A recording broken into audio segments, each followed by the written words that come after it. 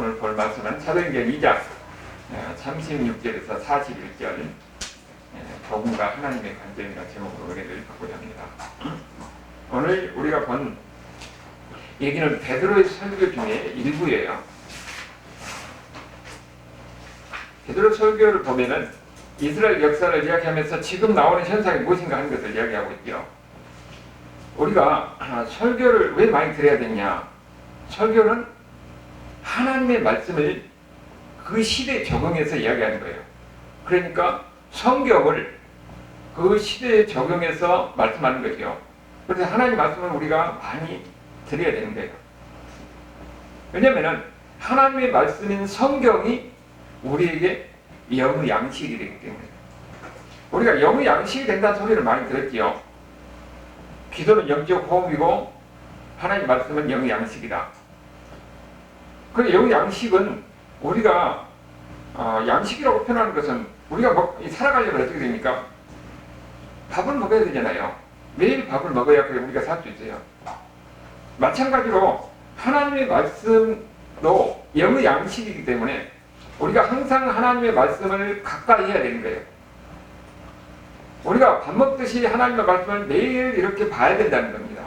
왜냐하면 우리가 영의 양식이라는 것은 바로 우리의 영혼을 깨워주기 때문에 그런 거예요. 하나님 말씀이 우리의 영혼을 깨우는 겁니다. 우리가 영혼을 깨우는다는 말이 뭔 말이냐 하면은 우리가 세상을 볼 수 있는 눈을 뜨게 하는 겁니다.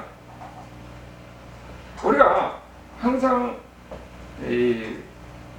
어려서부터 교육을 하고 그리고 또 자라면서 여러 가지 많이 크고 작은 일을 경험을 하잖아요.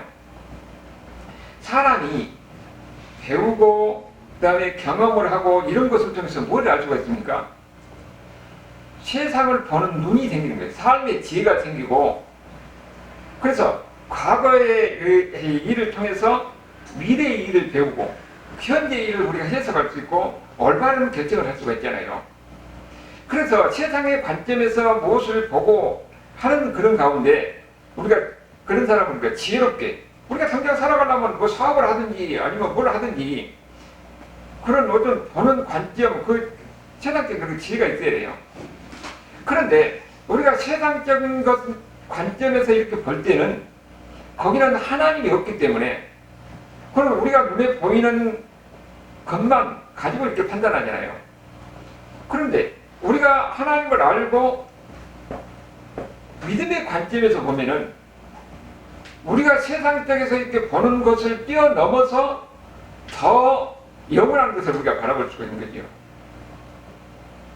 그래서 성경을 보면은 우리에게 하나님의 관점이 생기는 겁니다.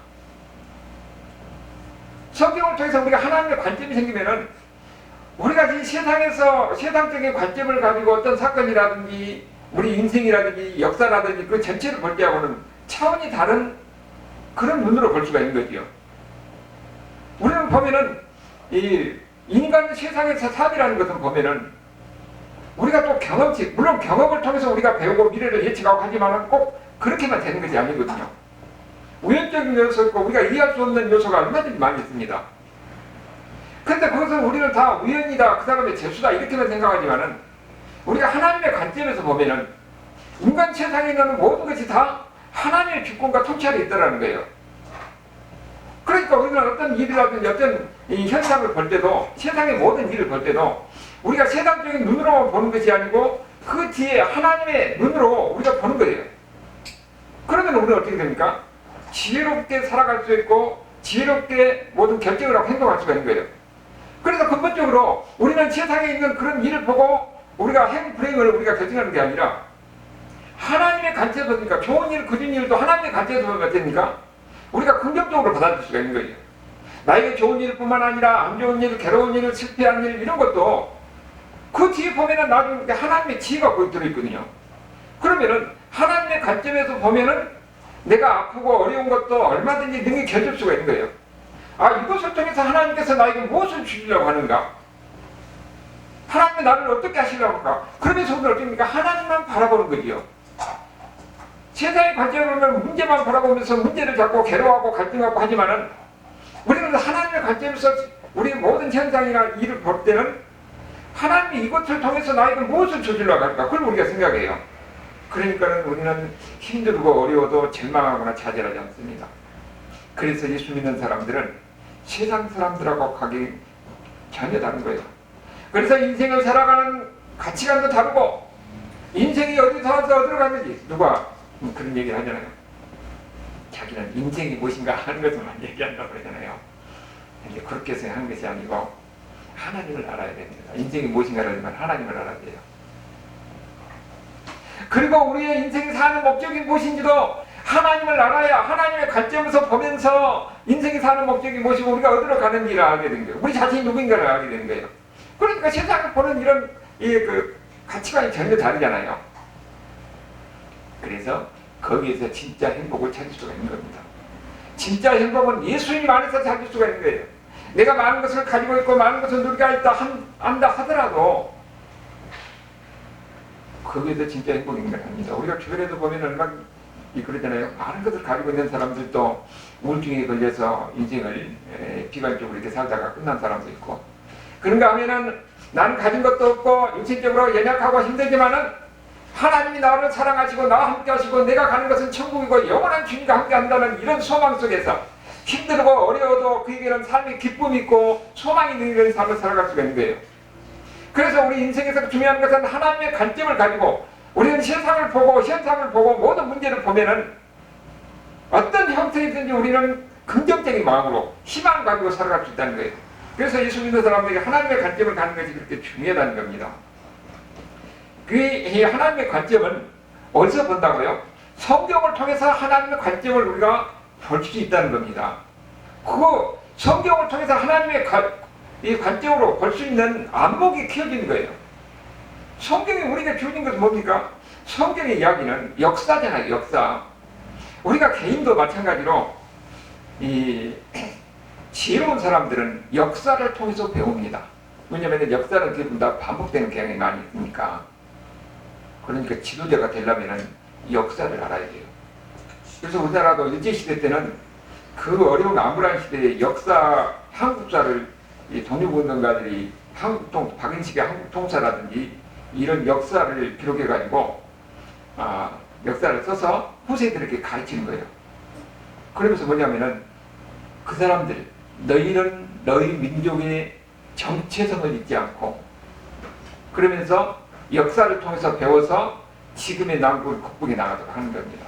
그래서 역사가 중요해요. 그리고 그 개인의 삶도 마찬가지입니다. 여러분, 우리가 가정에 어떤 어려움이 있다든 위기가 있잖아요.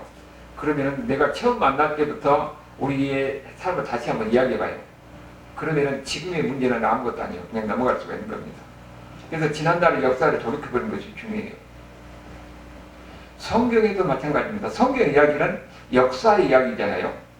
그리고 거기는 어떤 역사적인 것도, 나라에 대한 역사도 있지만 그 개인의 삶에 대한 역사가 있어요. 그 삶을 통해서 우리가 무엇을 보냐면은 성경을 통해서 보니까 그냥 단순한 역사적 사실만이 아니라 거기에 하나님의 관점에서 그 일을 보고 그 개인의 삶을 볼 수 있는 우리가 안목이 생기는 겁니다. 그래서 성경을 보면은 그것이 우리에게 적용되어서 우리도 우리의 삶을 보고 우리가 미래를 볼 수 있는 안목이 생기는 겁니다. 이런 사람이 진짜 지혜로운 사람이고, 이런 사람이 어떤 환경에 있었는지, 어떤 상황에 있었는지 그 상황을 극복해 나갈 수 있는 이런 능력과 힘이 생기는 거예요. 용기가 생기는 겁니다. 자, 우리가 대표적으로 보면은 성경에 보면은 홍수 이야기가 나오잖아요. 근데 일반적으로 어느 문명이든지 보면은 홍수 설화가 다 있어요. 고대 근동에뿐만 아니라 홍수 설화가 다 있습니다. 홍수 이야기가. 그러면은 이 다른 어떤 문명 세계마다 홍수 이야기가 다 있다는 것은 무엇을 이야기해 줍니까? 홍수에 대한 그 사실이 분명히 있다는 사실이에요. 그것이 내려오면서 각 문명권마다 거기에서 하나의 설화가 되어가지고 전해 내려오는데 그 이야기가 보니까 성경에 기록되어 있는 거예요. 그러면은 우리가 성경에 있는 이 홍수 이야기는 우리가 무엇을 이야기해 주냐? 그 홍수 이야기를 통해서 우리는 하나님의 관점에서 그 홍수 이야기를 볼 수 있는 우리에게 안목을 주는 겁니다. 홍수 이야기를 통해서 하나님의 관점에서 볼 수 있는 거예요. 그리고 우리가 이 예수님의 십자가 사건도 로마 시대 때 그 수많은 사람들이 그 십자가에 매달려서 죽어서 갔거든요.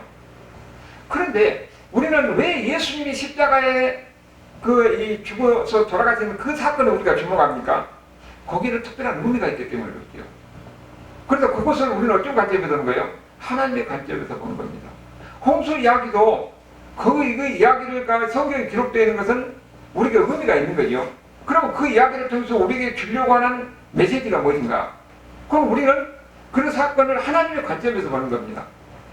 우리는 똑같은 사실을 써서 세상적인 관점에서 보는 것이 아니라 하나님의 관점에서 볼 수 있는 안목을 홍수 이야기를 통해서 또 예수님의 이야기를 통해서 다른 이야기를 통해서 우리가 보는 거예요. 그런 가운데서 우리는 지혜로운 사람이 되는 겁니다. 세상 사람들은 세상의 지혜를 갖지만 우리는 그 차원을 넘어서 하나님의 관점에서 볼 수 있는 안목을 가지고 모든 것을 살아볼 수가 있는 겁니다. 그래서 홍수 이야기가 그러면은 무엇을 우리에게 이야기했느냐? 홍수 이야기는 뭡니까? 물이 그야말로 물로 세상을 심판하는 거잖아요. 왜 심판하는 겁니까? 세상에 죄가 만연되어 있어가지고 결국은 이 죄에 대한 하나님의 심판이 반드시 있다는 것을 홍수 이야기를 통해서 보는 거예요.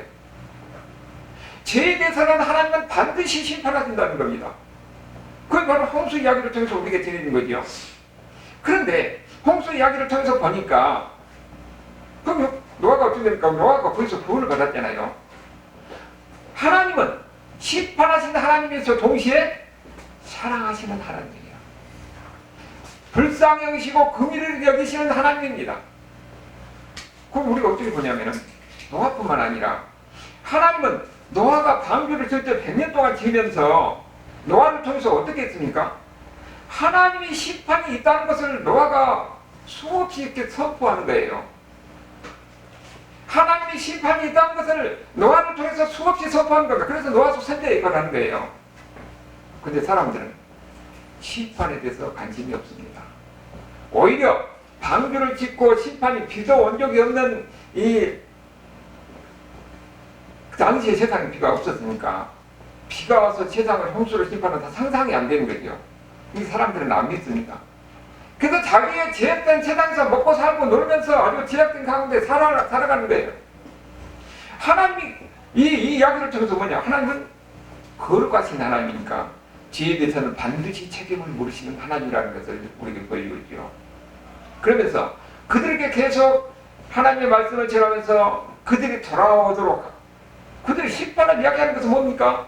그들이 회개하고 하나님 앞에 돌아오도록 하는 거예요. 하나님은 그들을 한 사람이라도 더 구원받아 멸망하게 이르지 않도록 하기 위해서 끊임없이 사랑 메시지를 전하는 겁니다. 그런데 그 아무도 듣는 사람이 없어요. 오늘 우리도 보면은 세상에서 우리가 전도한 이유가 뭡니까? 하나님은 반드시 심판하신다는 거예요. 그러니까 회개하고 하나님 앞에 돌아와서 이제는 지옥이 아니라 천국에 하나님의 은혜 안에서 살도록 우리가 사랑 메시지를 전한 겁니다. 하나님 사랑의 메시지를. 근데 노아 시대 때나 지금이나 사람의 완구하고 부패한 것은 다 똑같아요. 안 좋습니다. 그래서 인간은 어쩔 수 없다 그렇게 얘기를 하잖아요. 이게 바로 홍수 이야기를 통해서 우리에게 보이는 건데, 그런데 우리가 이 노아의 삶을 한번 봐봐요.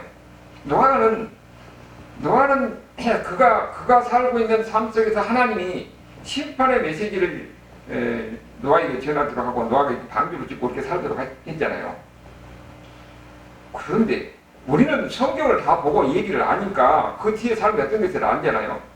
그러면 노아 입장에서는 지금 이 상황에서도 그대로 살고 있지 보이지 않는 미래, 불확실한 미래에 대해서 어떻게 살지 불안한 겁니다. 홍수 심판이 어떻게 되는지도 모르고 하나님 구한다는 거 모르고 미래의 삶이 어떤 건지 모르니까 불안한 거예요. 지금 이 삶 속에서 사는 것을 노아뿐만 아니라 모든 사람이 다 원하는 겁니다. 우리도 보면은 세상이 심판 있고 그 다음에 다른 삶이 있다.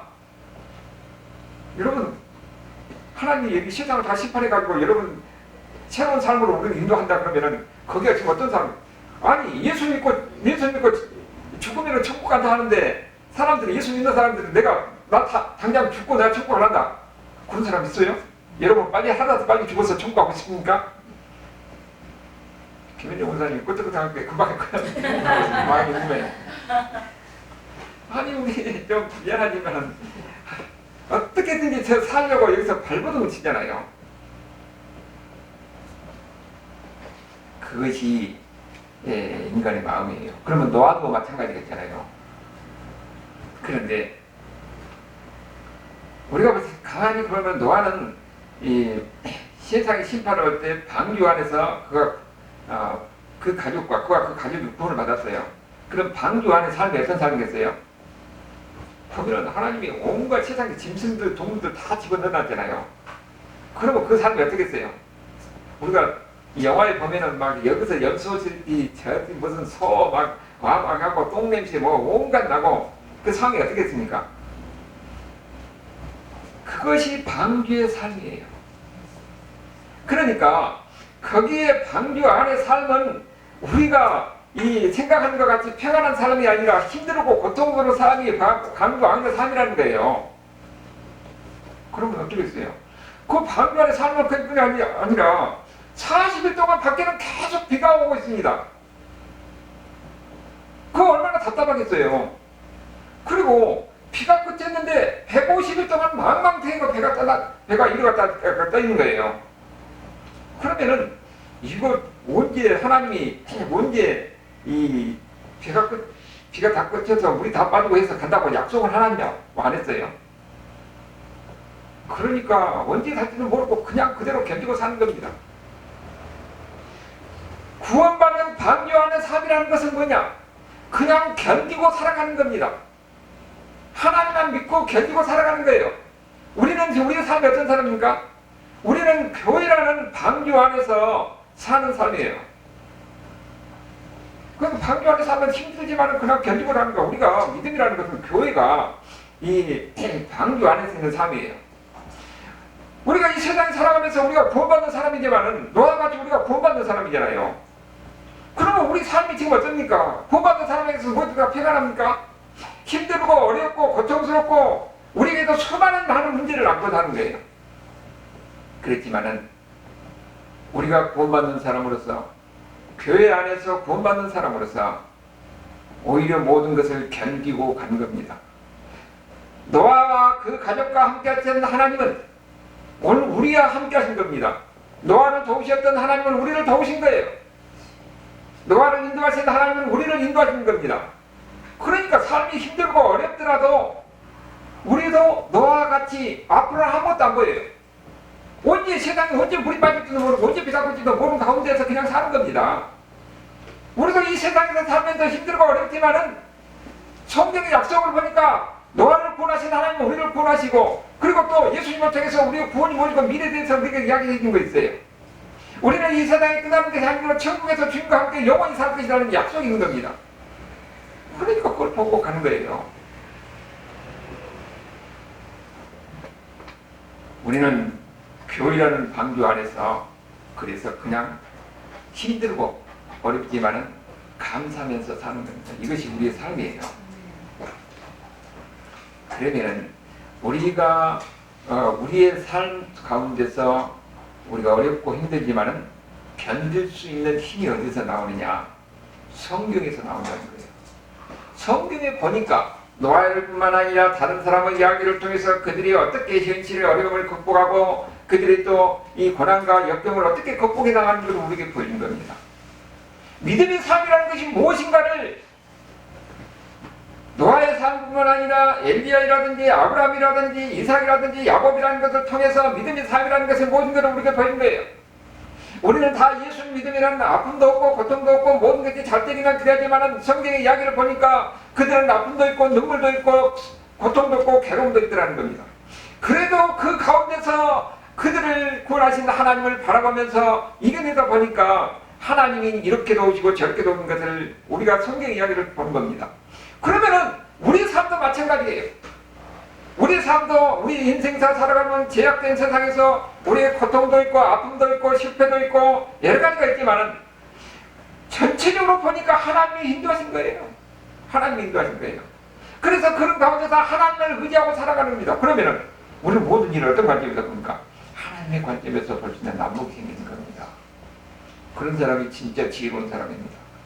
그런 사람이 어떤 환경과 어떤 형편에서도 그들은 긍정적으로 희망을 가지고 살아갈 수가 있는 거예요. 절망하고 좌절하고 낙심하지 않는 겁니다. 하나님을 모르는 사람은 절망하고 좌절하고 낙심하지만은 하나님을 알고 하나님 안목에서 모든 걸 볼 수 있는 이런 지혜가 있는 사람들은 오히려 하나님을 바라보면서 그것을 극복해 나갈 수가 있는 겁니다. 세상 사람들은 교회에 대해서 많이 비판해요. 그렇지만 교회가 아니고서는 어디서 하나님을 만납니까? 어디서 희망의 메시지를 들을 수가 있어요? 세상에 비판하고 교회가 여러가지 살아간다고 하지만은 그래도 희망은 교회밖에 없습니다.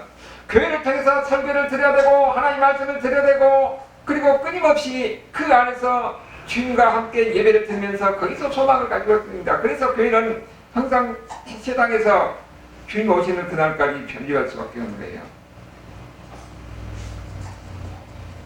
우리는 우리의 삶 속에서 어떤 것인지 노아를 인도하신 하나님은 우리를 인도하시고 노아와 함께 하신 하나님은 우리와 함께 하시기 때문에 우리가 지금 살고 어떻게 결말 날지는 모르지만 궁극은 천국에 그러나 분명한 사실은 하나님은 나를 택하셨다는 것이에요. 그래서 나를 가장 좋은 길로 인도하셨다는 겁니다. 세상의 기준으로서 좋은 것이 아니라 하나님의 기준에서 가장 좋은 곳으로 인도하신 겁니다. 그래서 희망을 갖고 살아가는 것이에요. 그래서 성경이 왜 중요하느냐? 이런 것을 볼 수 있는 안목을 주고 그 성경을 통해서 우리가 하나님을 만나고 그러면서 끊임없이 말씀을 가까이 할 때마다 우리에게 위로가 되는 거예요.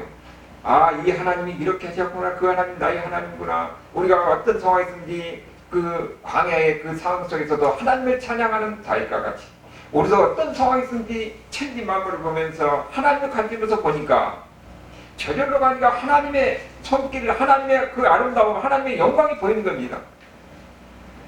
우리는 그런 관점에서 사는 거예요. 그래서 지혜로운 사람이 되는 겁니다. 성경이 우리에게 해답을 주는 것이에요. 여기 보면은 베드로는 지금 우리가 봤던 그게 베드로를 설교잖아요. 구약의 역사를 하나님의 관점에서 짧게 이야기하면서 그들에게 뭐라고 했어요? 예수님이 이 땅에 오셔서 십자가에서 죽은 그리고 부활하신 의미를 그렇게 설명해 준 겁니다. 하나님의 관점에서 예수님이 십자가에서 죽으신 의미가 무엇인가를 이야기해 준 거예요. 그것은 역사를 통해서 그 예언되는 것이 예수님을 통해서 이루어졌다는 것을 이야기를 하니까 그 사람들 어떻게 됩니까? 많은 사람들이 예수님을 믿고 3,000명이 5,000명이 회개하는 역사가 일어나잖아요. 이거 베드로 설교예요.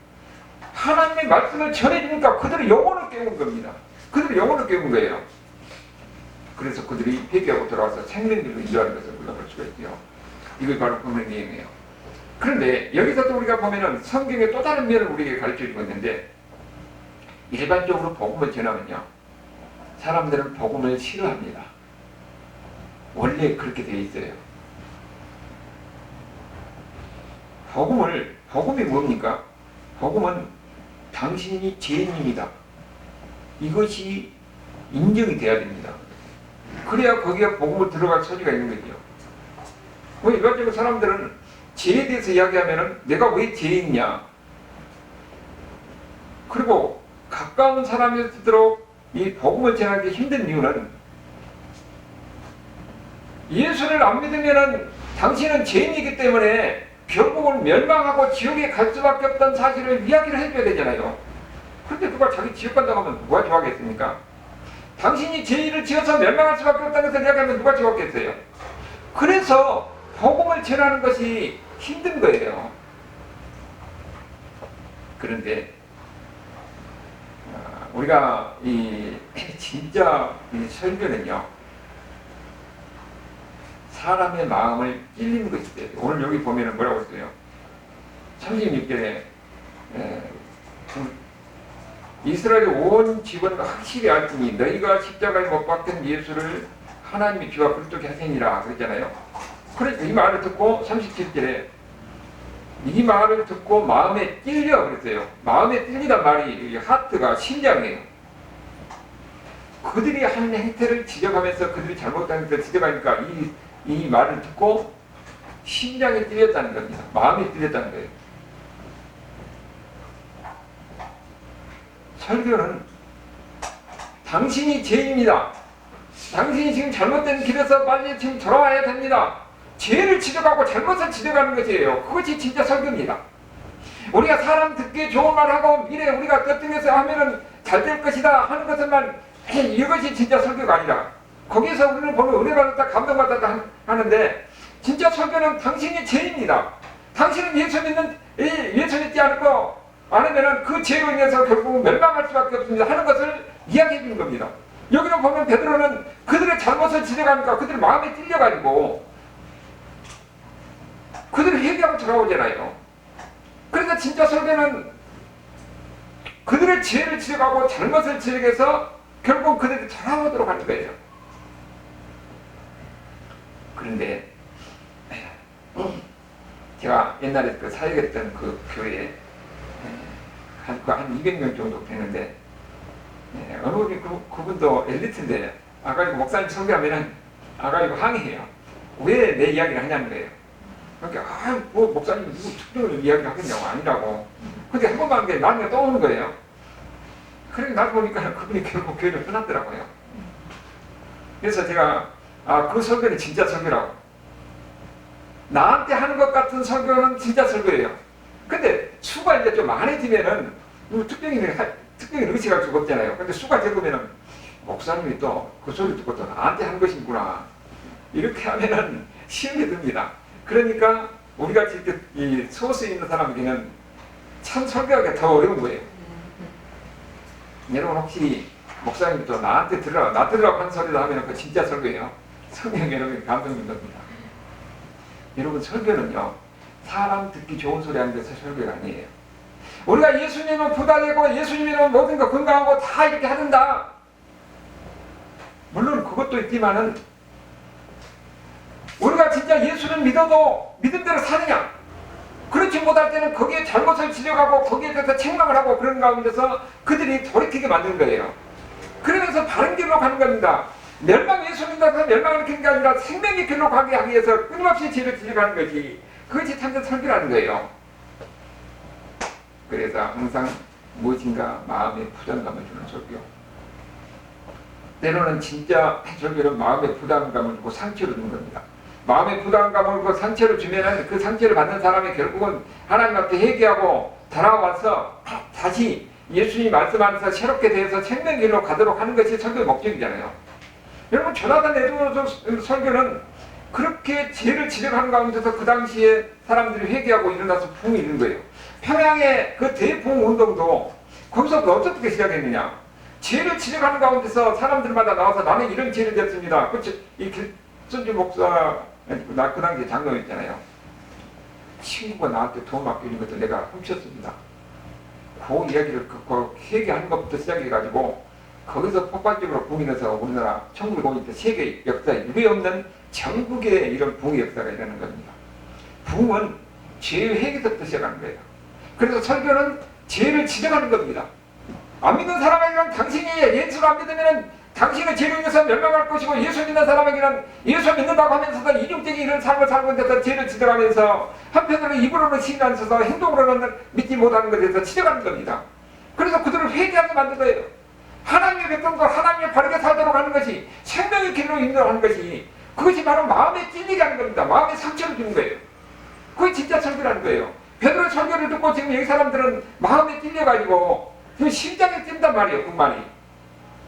그래서 그들을 우리가 어떻게 해야 되냐, 그런 상황까지 가서 그들이 나중에 회개하고 하나님 앞에 따라서 완전히 새로운 삶이 되는 것을 우리가 보게 되는 겁니다. 여기 보면은 또 마태복음 10장 32절에 보면은 신약성경 15페이지 보니까 마태복음 10장 32절에 누구든지 사람 앞에서 나를 시인하면 나도 하늘에 계신 내 아버지 앞에서 그를 시인할 것이요, 누구든지 사람 앞에서 나를 부인하면 나도 하늘에 계신 내 아버지 앞에서 그를 부인하리라. 어디든지 내가 예수 믿는 사람이라는 것을 인정하라는 거예요. 시인하라는 겁니다.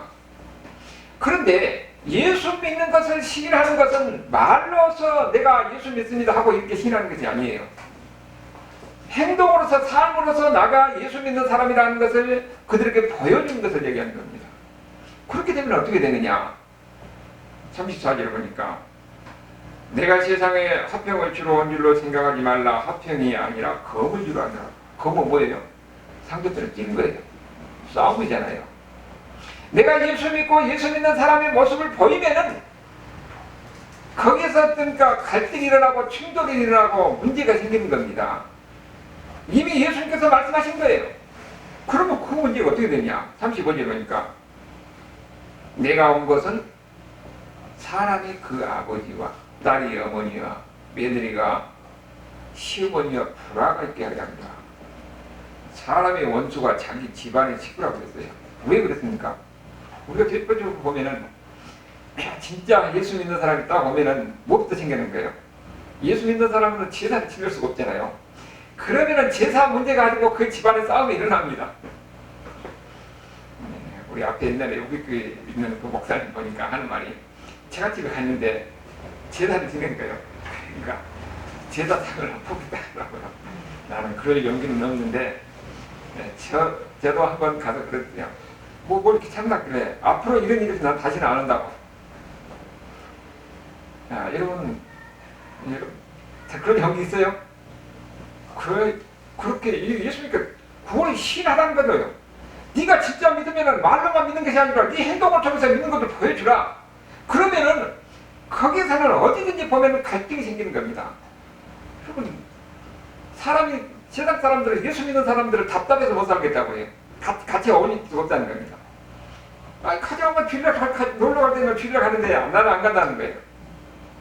같이 뭐 친구들 모이면은 예수 믿는 사람들은 술도 안 먹고 담배도 안 피니까 아니 다른 사람하고 딱 구별이 되는 거예요.